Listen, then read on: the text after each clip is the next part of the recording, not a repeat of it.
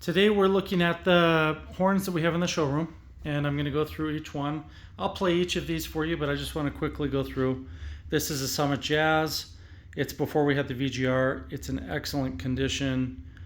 And all of these are for sale, at least at this very moment. By the time this goes up on YouTube, some of these may be sold because we are running a sale on these. I want to clear all of these out of the showroom because we have so much more to put in here. And we just, as you can see, we don't have a lot of slots, but we're redoing the walls and we're going to put new wall hangers up. And I need to make room for all of this. So that was the Summit Jazz. This one is an HT3. That's the least expensive Harrelson that we will have for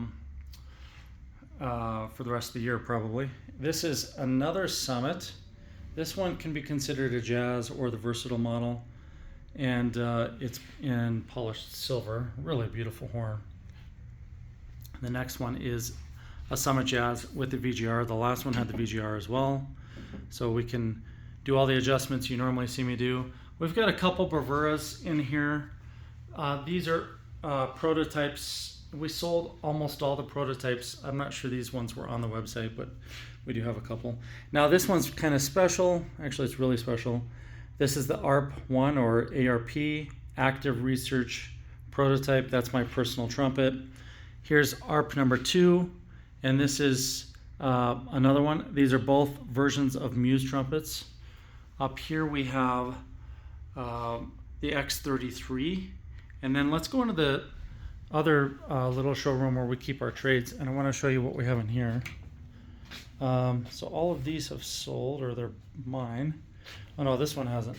So we have this Benge prototype. It's the very first prototype that Benge made for the pocket trumpet, and you can see they never cleaned up the solder or anything else, and it came with both versions of the third slide, and that's a really cool horn. If I remember, I'll play it for you in this video. We have what might be a 1960 box Strad Mount Vernon. However, these serial numbers in the 20,000 range were used even earlier than 1960. It might be like a 1955, not really sure.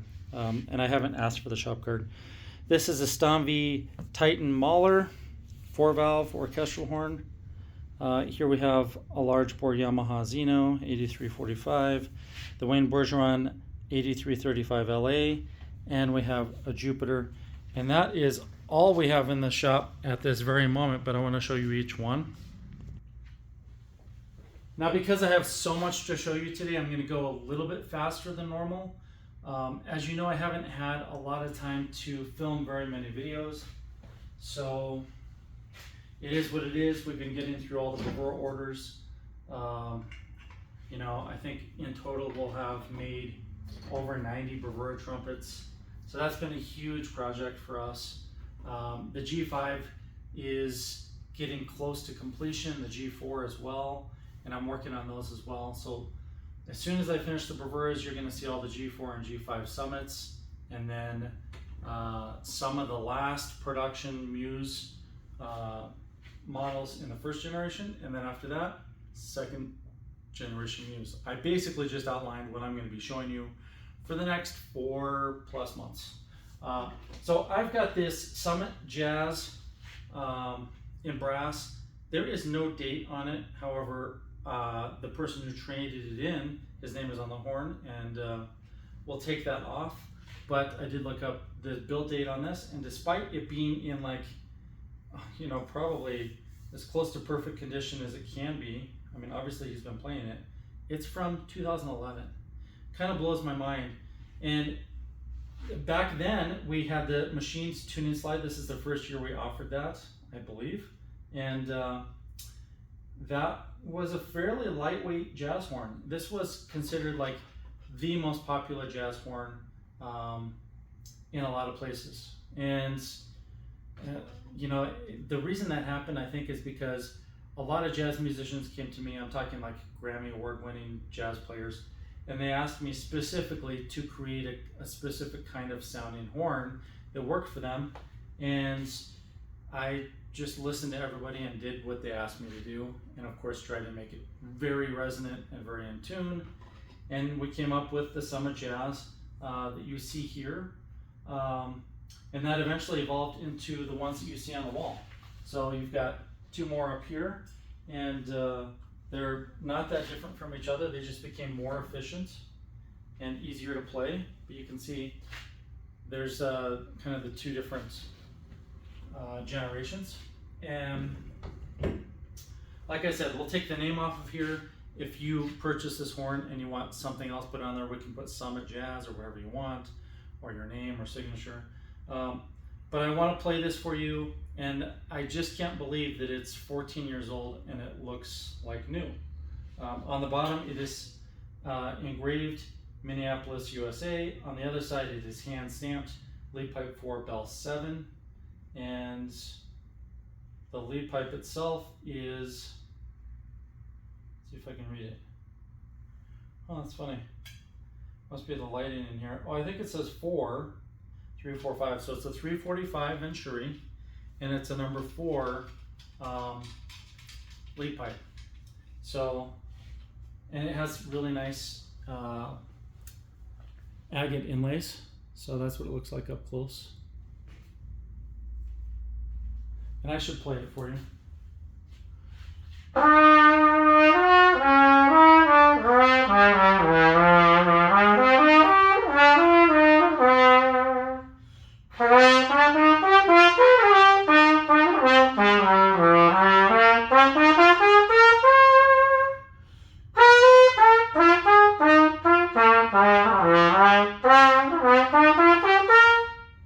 It feels and sounds just like I'd expect a Summit Jazz.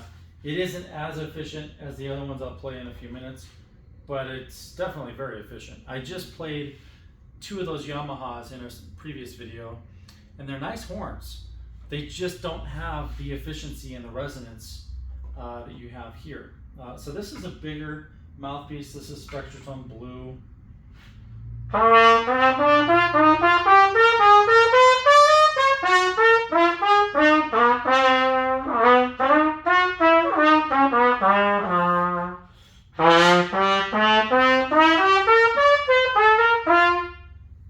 Yeah, it feels really nice. I'm going to move on to Spectratone Red, which is commercial.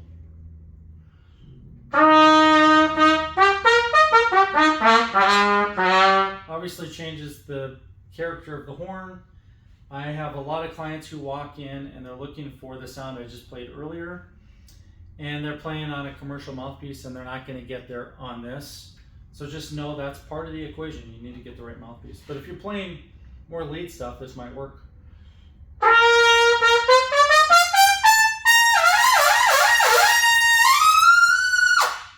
Then that might be what you need if you're trying to play that kind of music. So yeah, this is the Summit Jazz. It's the first version of the Summit Jazz, and it's in excellent condition. I can't believe that came back so nice. And I have to loosen the bottom caps to fit on our little wall stand here, just because the dimensions are not the same as what we use now. All right, so now we're going to move on to the HT3. This HT3, we used to have a series called the HT series, and there was a 3, 4, and 5. And there actually was a 6, but I don't think it ever got on the website. HT3 doesn't have any bracing here or here, and 4 and 5 had variations of bracing there. And it has a semi-round tuning slide, Saturn water keys, the SWE top caps and bottom caps, and of course the high efficiency bracing. And one of these braces is actually an HT5 brace, as you can see there. And that was old stock that we had when we built this horn, because this was built in December of 2019, it says. And we had actually discontinued the HT3 a few years earlier, but I found all the parts for some of the horns and I put a couple more together in 2019 and we sold them. And that's why this one exists with that later date. Normally you wouldn't find that. This one's stamped lead pipe 1, bell 1G.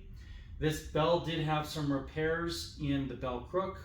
There were little things, little dings and dents, and I took those out earlier today. I'm going to go back to that lead mouthpiece.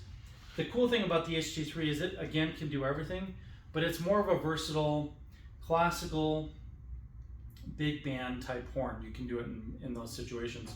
Because I have a commercial mouthpiece in, I'll play a few high notes and be a little brighter. And then we'll go on to Spectratone Yellow, which is more classical.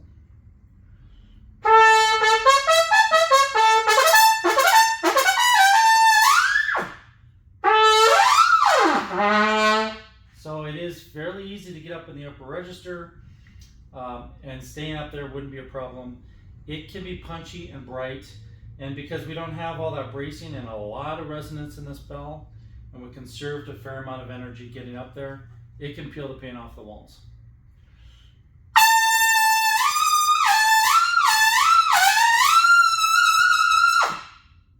Now let's move on to Spectratone Yellow.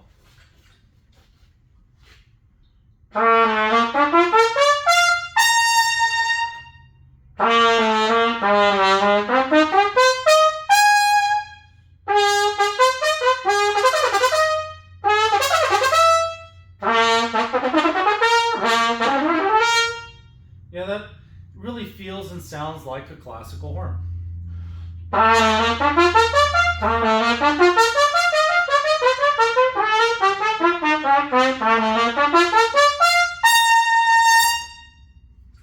So that is the HT3. Next is the Summit, and this one does not say Summit Jazz, it just says Summit. It's got the Dichrolam Blue Sea inlays. It was originally finished in brushed silver with this really interesting and unique engraving on the tuning slide. There's a story behind that. Harrelson is stamped on the top. And this one, you can see on the underside, does say Minneapolis. Let me zoom this in a little. It says Minneapolis, and over here, it says Denver. January of 2018, and it's a lead pipe 4 Bell 11. This is one of the few horns that has 2 stamps on it. So we used to have the Minneapolis location, and then we, of course, opened the Denver location where we are now. And there was overlap, I think maybe 4 years or something, where we had both shops. I got tired of going back and forth between Denver and Minneapolis, so I just stayed in Denver, and we've been here ever since. But we closed down the Minneapolis shop and consolidated everything here. This has both stamps because it was built here, but we had some of the braces in Minneapolis, and when we consolidated everything, then some parts got used in both places. So that's why it's a little bit different. This one being a lead pipe 4 Bell 11, and the 11 is always an R, or red brass. It's going to be a little bit different. It's going to be warmer and bigger sounding because of that setup. It's not going to have as many of the higher partials. And this one has the VGR system, meaning I can take this receiver off and I can interchange different inserts here and change the flexibility, slotting, airflow, and most importantly, I can find an impedance balance between me and the instrument to create the most resonance. And this is one of the reasons people come here to buy custom trumpets from us and get trained in on the system. It only takes like an hour to learn how to use it. But that's one of the main reasons people choose a Harrelson trumpet over maybe dozens of different horns they've owned or tried over the years.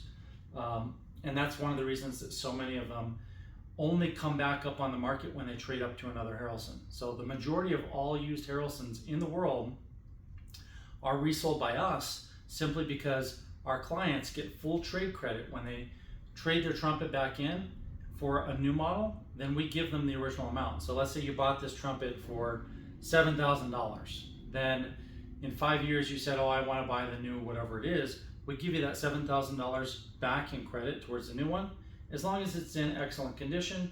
And as you can see, most of these come back in excellent condition. If it had some damage or something else, we'd reduce the value.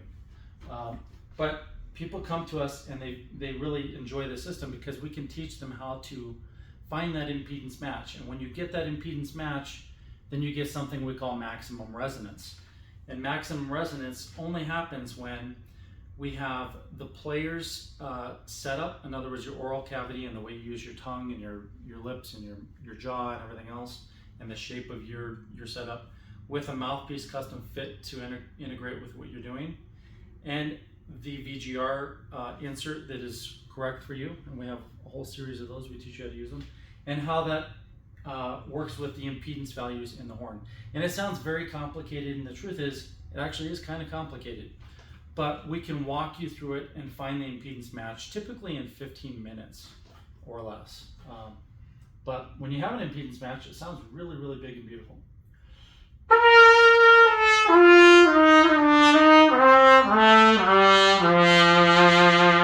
Now that's without even matching the impedance. So I haven't put an insert in here yet. Let's see what I have sitting here. Okay, I just have a number 14 insert. And I don't know what Venturi size that is. We're not going to worry about it right now. But let's play it again.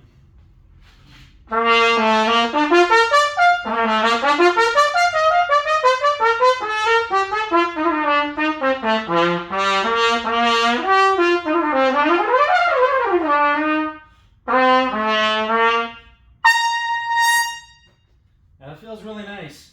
Even though it's not exactly what I would use, putting that insert in there makes it feel that much better. This again is using Spectratone Blue. It's the bigger one. This horn can be like a jazz combo horn. It doesn't have to be, but the mouthpiece setup right now is a little bigger and warmer.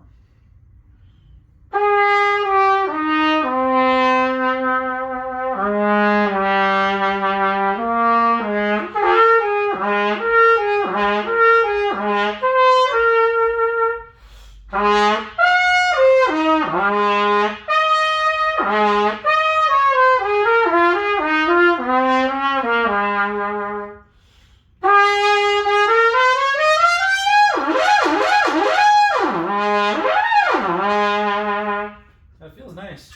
We're going to move on to Spectratone Yellow, and I'll play red after that.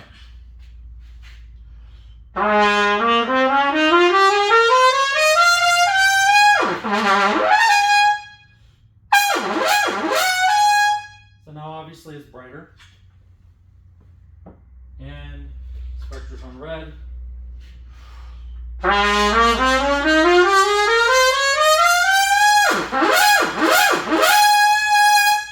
And obviously it becomes much more brilliant and brighter. And that is a horn that can really do everything.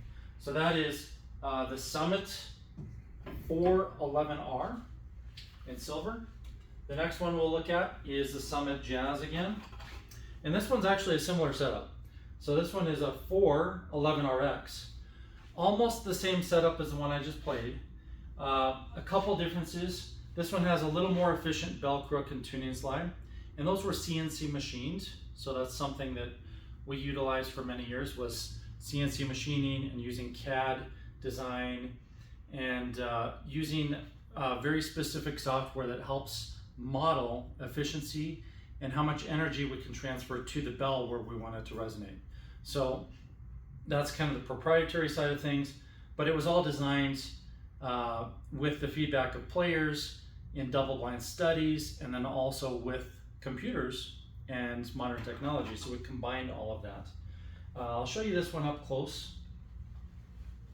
It does have our Summit 1 fingerprint buttons on it, which were limited to typically the Summit 1 model, and I don't have one here to show you. And you can see we CNC milled out our logo there. On the underside, we can see this one says December of 2018. Let's see if it'll focus. There we go. This has the hollow bottom caps, and there you can see the lead pipe and bell, if I can get it to focus. There we go. And this one says Denver, Colorado. That VGR system, I'll just show you. You just unscrew this, and then we can change the insert. And I don't think there's an insert on this one. Is it going to focus? There we go. Oh yeah, there is one. Okay, so we'll play it with that insert. And if you notice, the bell is a slightly different color. That's because this is raw brass and it's tarnishing over time. You know, it's what, almost 7 years old. And this red brass does look a little more brown than yellow because of that. Now, this is almost the same lead pipe and bell. The difference is this one's bigger in diameter. Otherwise, the throat and everything else is the same. So I'll go through and play the same mouthpieces in the same order. Slightly different insert. I don't know which one's in there.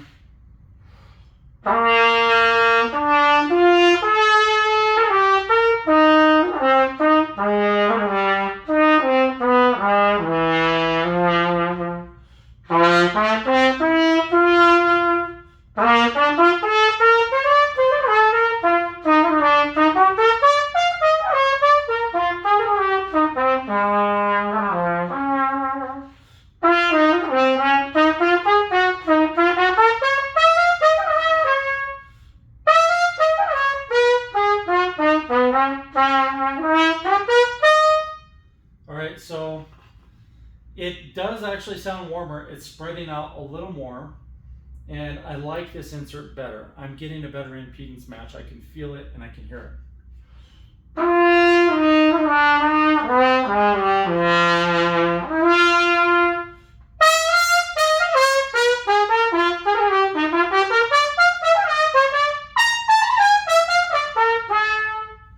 Let's move on to yellow.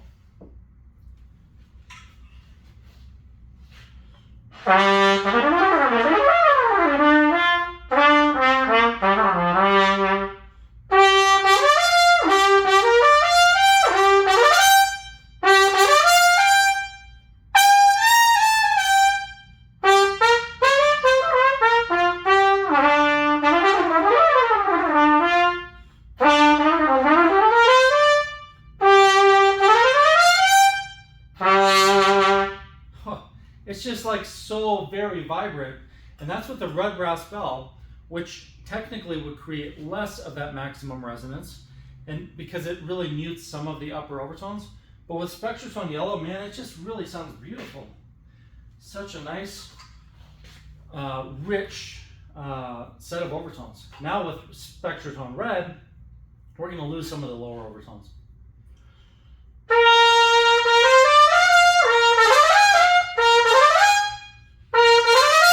Sorry, I keep overshooting that.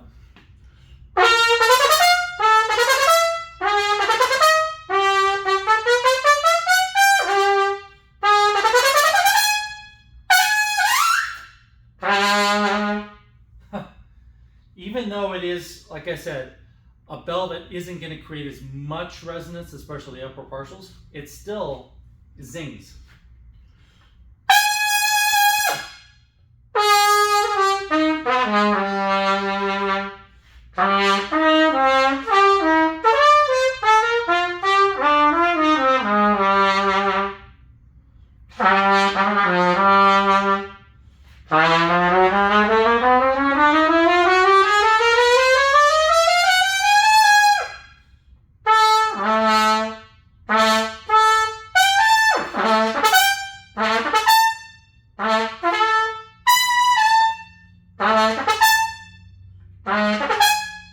Wow, it's amazing. But I'll go back to blue.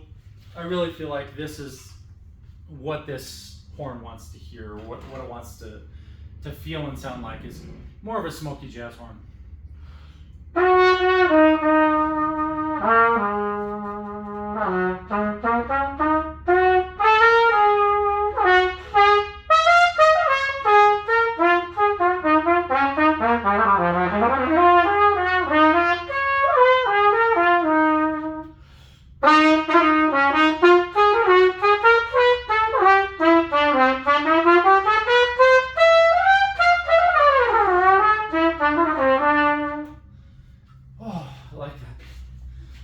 Alright, we're going to put that one down because I'll keep playing it. That was the Summit Jazz 411RX. Let's move on to, I'll check out this Bravura real quick. I'm not sure if it's on the website, but if you like it, just give me a call. This is a Lead Pipe 3, Bell 1XLT. That setup is specifically designed for leading commercial. And let me see if there's an insert in here. I'll hold it up close so you can see what it looks like. If you haven't seen the Bravura series, it's really cool.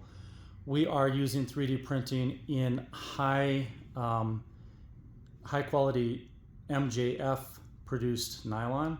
So this stuff is basically like better than plastic injection molded parts, but out of nylon, which is extremely durable. And the instrument is actually all metal. It's just the bracing has been done in the nylon, and we combine the two. So let's see what insert is in here. Oh, okay. It's one of our new inserts. So that is a number 12. And this has the stainless steel 3D printed lead pipe, and everything else underneath the skin of all that black, it's all brass. So it's still a completely brass trumpet.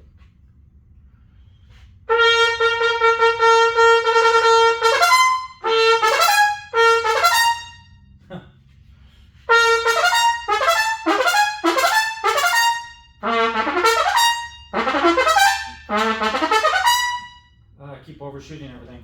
That number 3 lead pipe is smaller, which means it requires less airflow, so I have to give it a little less, and it's going to be streamlined for playing in the upper register more easily. And you can hear I'm not quite hitting the partials I need to sometimes.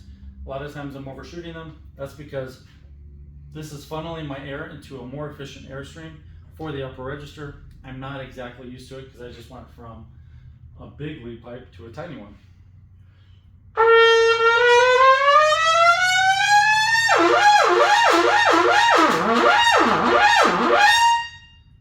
I can adjust that flexibility. It feels really good like that. But if I wanted to make the slots lock in harder, I would change this insert. Or if I wanted to be more slippery, I would change that insert. Now, I'd like to play all 3 mouthpieces and all these horns.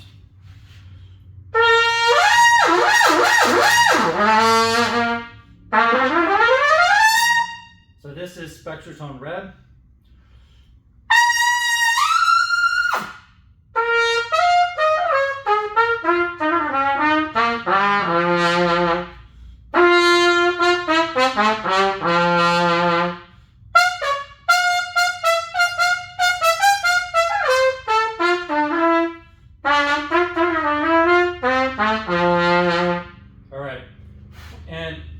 I'll move on to Spectratone Blue. Red felt fine. It really is probably the right mouthpiece for this horn, but I'm not a lead player, so I probably can't give you the best example of what it can do there.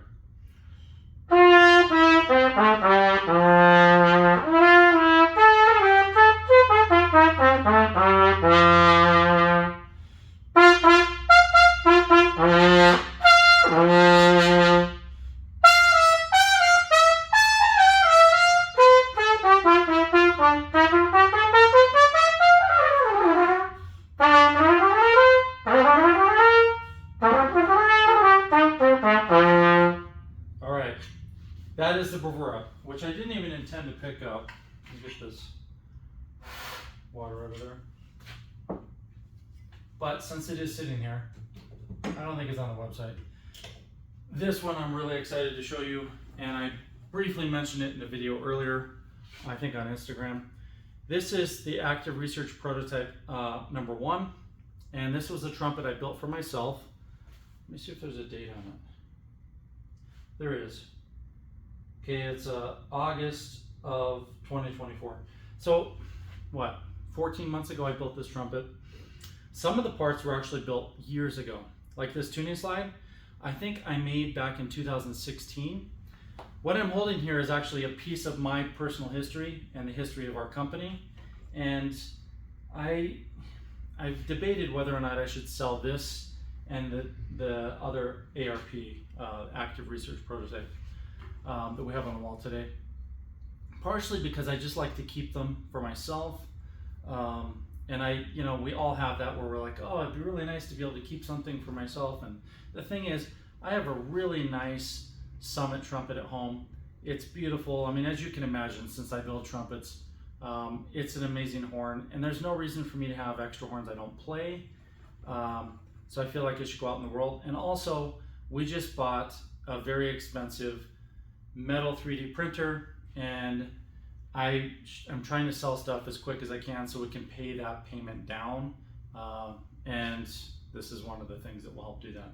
So this is the ARP, or Active Research Prototype number 1. It is a half Muse. It's actually a little heavier than a Muse. And that's because the left or the right hand side of it, the lead pipe side of it, is actually all connected. It's all one solid piece. This is lead pipe number 2 with a custom hex receiver.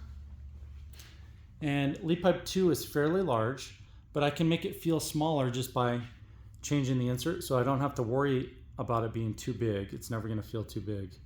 But it is a larger lead pipe, so it's going to produce a bigger sound. And this is all solid and connected. I can't take that lead pipe off. I say that because when you see number 2, it is a full Muse. In a full Muse, you can take that off and you can interchange the lead pipes. This one you can't. Now, talking about that tuning slide again, if you look close, you can see I've got all this engraving on it. There it goes. And this engraving says Harvey Tool, Herco, Pearson, Big Kaiser. And it's finished in black acoustic armor. It may look like plastic to you, but it's actually just solid machined brass. And we developed this coating years ago called acoustic armor, which essentially is a ceramic resin that gets baked onto the horn. And we don't offer it right now, but it is a very, very durable solution, and there's no water key on it. This tuning slide was made for my sponsors.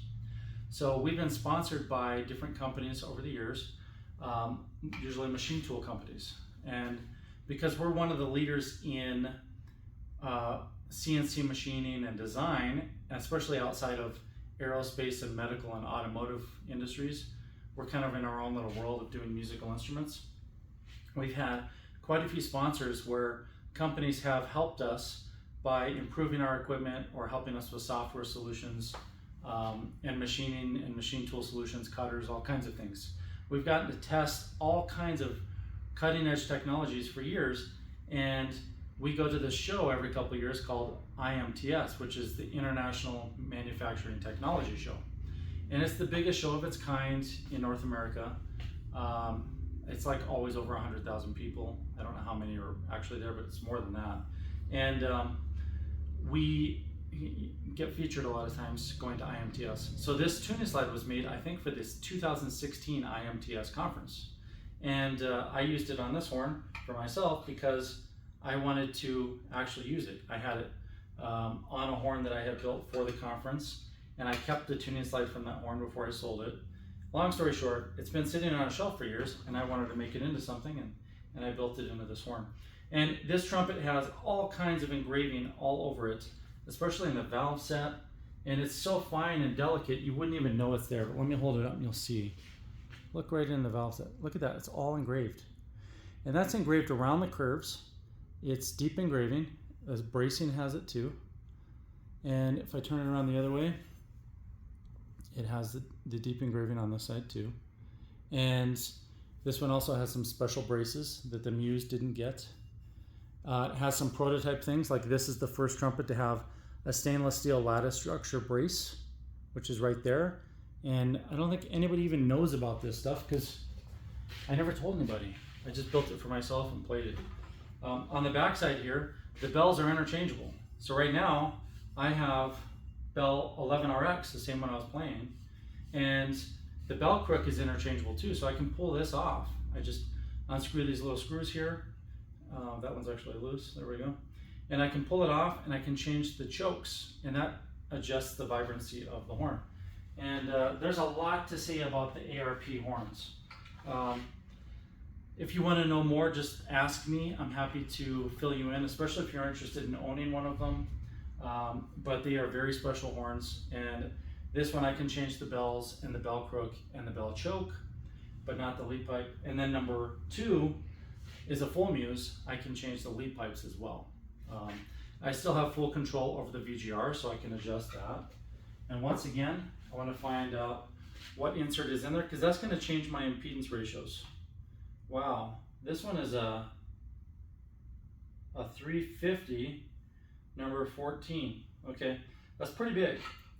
So even though this is similar to the setup I just played with an 11RX, it's probably going to play bigger and more open.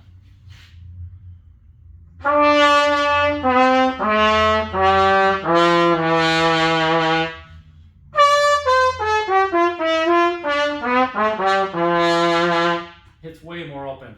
It sounds so much bigger.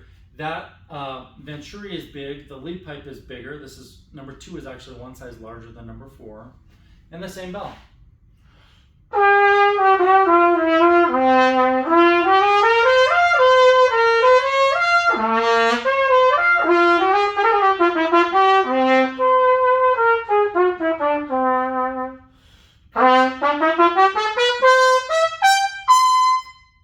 It feels very nice and it's very open. If I were playing a big orchestral piece, this would be the setup. I'm not going to though, so I'm going to take this insert out and put a smaller one in, and it'll make everything a little easier for me. The sound will maybe not be quite as big, but I want to last a little longer. So let me take this insert out. What was this one?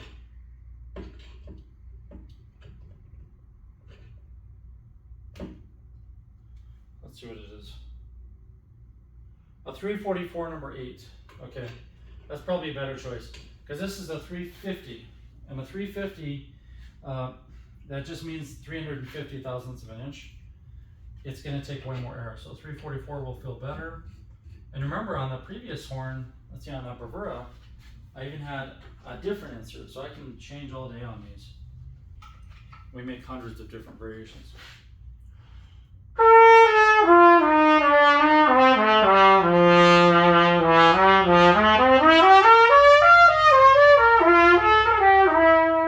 So now I don't have to use quite as much airflow.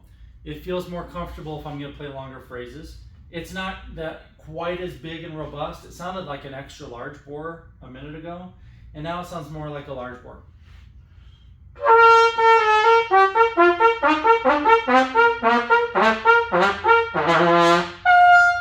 Yeah, now it feels more manageable. I can get around easier.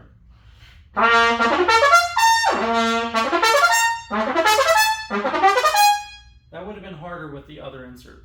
And if I put a smaller Venturi insert in there, then that kind of thing could get easier. All right, as I promised, I'll play with the other mouthpieces. That was blue, here's yellow.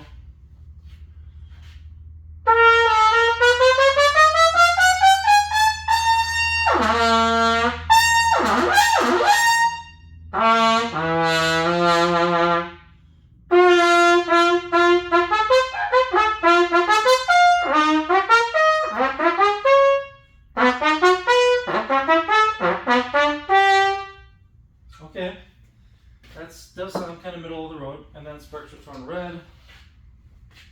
Of course, I haven't played since my last video, so I'm going to wear myself out.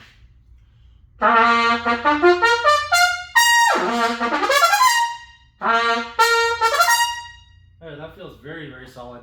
The thing about the Muse trumpet in general is it's the most resonant horn we have because we get more energy to the bell, and the bell can vibrate so freely. It's different than the other bells where it's only held here and here. And because of that, it's held here because it misses almost all the other places that are trying to resonate, and we've mapped that out. So most of the resonance on most pitches happens in here, and sometimes it bleeds down into here. But this is the one spot that's the best to kind of stabilize that and not dampen that that resonance. And we want that interplay of the movement of the material itself with the sound wave and how it's going to interact. And that creates more and more beautiful overtones.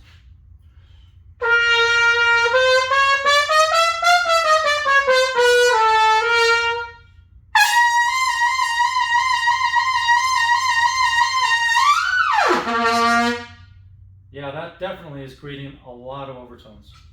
Okay, so that is active research prototype number 1. And here is number 2. Now, there's really no reason to play number 2 because it'll play exactly the same as number 1 if I put the same lead pipe and bell on there. If I put a number 2 lead pipe on here and a number 11RX bell, like that one, they're identical. That's the beauty of the Muse system. Now this one's a little lighter than that one, mainly because the brace on this side, on number 1, is more solid than this one, so I can feel the difference. And that's probably the only major difference. On the bell crook on that one is heavier too. So now number 2, the one I'm holding now, it has that deep engraving also. Only it's different engraving. So this engraving is all related to my research. And it's kind of a synopsis of my research. You're not going to be able to read the whole thing because it bled over into areas that did not engrave because there was nothing there. You can see even the underside of the bracing has the engraving back in there on both sides. So way up in here, it's actually engraved also. I don't know if you can see it, both sides of the tuning slide. You know, I'm kind of, I point out the engraving because I'm so happy it worked. The reason these 2 trumpets were the ones that got all that engraving was because we got a new type of system in to do engraving, and I wanted to find a way to engrave over the curves at different heights without having to, you know, engrave twice or something else and have all this mismatch. And the laser company said, well, that's really not going to be possible. But by putting the wrong lens in the laser, I did that intentionally, and defocusing it a certain way, I found a way to do this deep engraving over curves over the span of sometimes a half of an inch, which is not normal for that kind of technology. And I was really happy it worked. It worked out just fine. So that's why I pointed out. I'm kind of proud of the fact that I figured it out. And now we can take valve sets and tuning slides and even parts of the bell and other things, and we can do this really cool deep engraving designs, whatever you give me, and turn it into beautiful art that you can be playing. And I've also, because it's so deep, it actually creates grip. So for me, I like that too, because I feel like, oh, now I'm gripping the horn. It's because this is now a texture of text. That's kind of a play on the word text, I guess. Texture. So yeah, I'll play it just for a second. This has lead pipe 1, bell 1, bell 1 LT. So this will be a really bright setup compared to the last one.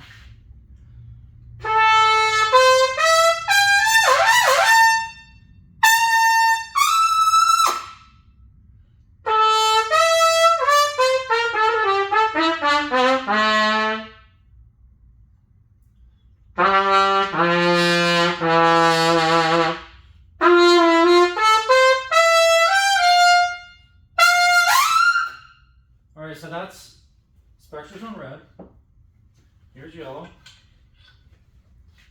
I'm just gonna play some scales.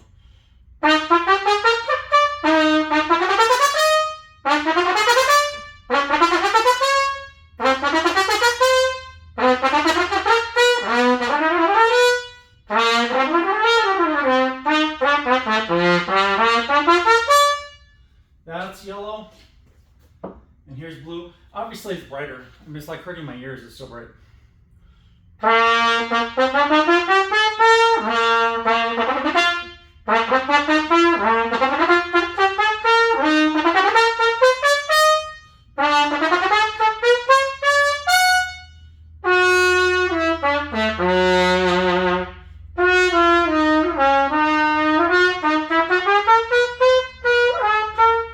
Yeah, so that feels big and warm. And like I said, I can put any lead pipe and any bell on this one, and I have all my lead pipes here. Sitting right here, I have 10 different lead pipes, and then I have over 20 different bells. And you can do cool things like hand hammered bells, which we do custom for you. This one, when you hand hammer them, they become more brilliant, and they tend to resonate more. Or you could even retrofit a bell from another horn. This is a copper con bell that I retrofit from an actual con trumpet. And we get all kinds of stuff in here. So people send in bells that they cut off of old horns that are no good anymore, or maybe they are. They want like a Schilke or a Colicchio or a Monet bell in there. Then we retrofit them, and they just screw right on like all the others. Let's move on to the X33. And you know, I underestimated how long it would take me to get through all these. So I think I'll do the other horns in another video. Especially the Bach, the 1960 Bach Strad, the Mount Vernon. The two Yamahas, you guys have heard those, but I'll still do them in the next video. And then that Stomvie Titan Mahler 4-valve, that's a really cool horn. I played it earlier, it's a lot of fun. So I'll make sure to spend time on those in a separate video for you guys. Because I'm gonna wear myself out. This is the X33. X33 was designed a little bit differently. It was designed so that it actually is a little closer, your face is a little closer to the valve set. And that's nice because it creates a little more balance, a little more control in terms of how you hold the horn. I like the feel of it. Some people love it, some people don't, and that's perfectly fine. It has the deep purple, deep acrylic purple inlays. The X bracing, which we did a whole series of X horns. And this has the skeletonized finger rings. This is the high efficiency lead pipe. This is actually the first generation. And then this is the VGR system. Round tuning slide. This is an amazing value for your money. The HT3 and this X33 and that Summit Jazz are the least expensive trumpets I have on the wall today. Two or 3 weeks ago, I had 6 Summit trumpets in here, and I said, hey everybody, I have 6 Summit trumpets. I haven't had 6 Summit trumpets in many years. Got to come check them out. And then 5 days later, all of them were sold. So if you're watching this video and you're thinking, man, I really would like that Summit or whatever, any of these horns, then give me a call or email us or just grab it on the website while it's still there, because they're all gonna sell pretty fast. I mean, that's just what happens. So let me see what insert is in this one. You notice I care about the insert. In some of the videos, I don't really spend a lot of time on that, but I'm doing that today because I want to give you an honest rendition of how these horns play, and that impedance match is so important. Let me put the same insert in that I played on the last horn. Wait a minute, I never looked for an insert in that one. Let me go to this one, because I think that had the 344 in it. I know some of you are following what I'm saying with the inserts, and some of you are saying I don't get it. I understand that. If you don't get it and you want to know more, then just give me a call, because I'm here to help. I invented this system because you guys asked me to. You know, at least a lot of pro players asked for something like this. And that's how it came about. I just didn't realize it would be a modular system that makes it so easy to adjust for every person. But essentially, because this system exists, if you need to find the right fit on a mouthpiece, we'll help you with that. If you have one you love, that'll work, because any mouthpiece will work in our horns. But when you walk in here, we can find the insert that makes every one of these horns feel magical to you, because you'll get the most resonance from that impedance match. And that's why we create that system, and that's why I care for this video. See how close it is to me now? A lot closer. That actually, for me, feels more comfortable, because now I'm not way out here, I'm a couple inches closer. And because I'm closer, I can tuck my arms in a little more. I can have, I feel like a stronger stance, and something that'll allow me to play longer without kind of doing this, hurting my back or my shoulders or anything else. And I don't know if any of you are weightlifters or if you work out a lot or anything like that, but the older you get, the more difficult some things are, and it's most likely due to our connective tissue if you're staying in shape. And I tend to hurt my shoulders sometimes. A couple months ago, I was doing a ropes course with my nephews, and I tore a little bit in this shoulder. And it wasn't bad enough to where I had to have surgery or anything, but it hurt really bad, and it was just sore for a long time. It's still a little sore now. I say that because even though I'm a fairly strong guy, if I go to lift certain weights certain ways, it can hurt. And if you're doing a bench press, you may have felt like your shoulders hurt the older you get. And that can be like something you have to deal with in terms of your nutrition or supplements or peptides, whatever it might be to help keep that tissue strong. But most of us aren't going to the gym, and most of us aren't taking those supplements, and even though I am, most of us are going to have more and more problems holding horns out further and further. So I will be spending more time developing horns that are closer and easier to play and lighter. And that's why the Summit G4 and G5 series, the new ones, G4 means 4th generation and G5 means 5th generation, and the 2nd generation of the Muse. All those things are coming, and I'm designing them in ways where things aren't as heavy, and it's gonna be lighter and more efficient and easier. And one of the things I've been considering is making a shorter model like this. I haven't done it yet.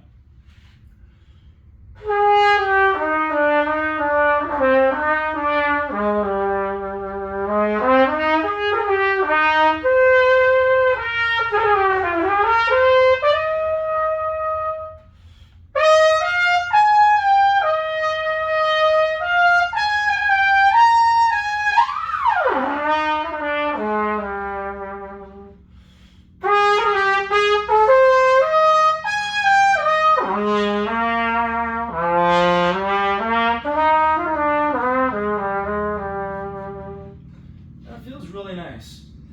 This is a, doesn't say on here, but I know the bell is a 10 XLT, which means it's a very wide open throat. It has more air volume.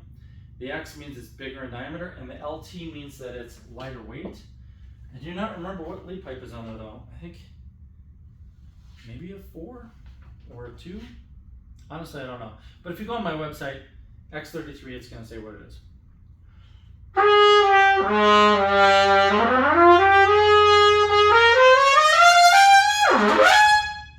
This is Spectratone Yellow. It's a little easier to give some punch.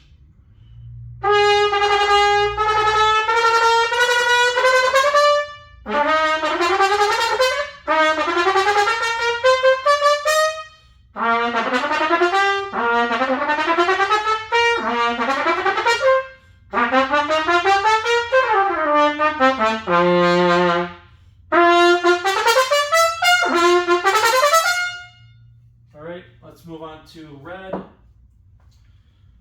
little more punchy. I really like how it feels closer. If this is something that sounds like a solution to you, I'm telling you, it really does feel better. Especially to be able to tuck my elbows in. I don't know if you guys knew Matt Schulman, but Matt, he's still on the scene. He's a great player. He invented the Schulman system, and it was this thing that basically would hold the instrument weight against your chest, and it would prevent you from having to have all these posture problems and all these other challenges of having that leverage out there. And one thing that I've done for many years is just kind of tuck my shoulders or my elbows in.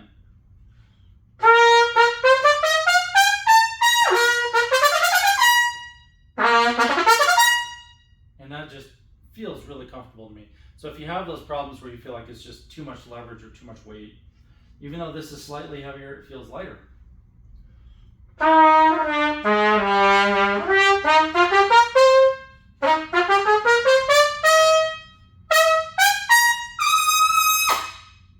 Yeah, and it'll still scream.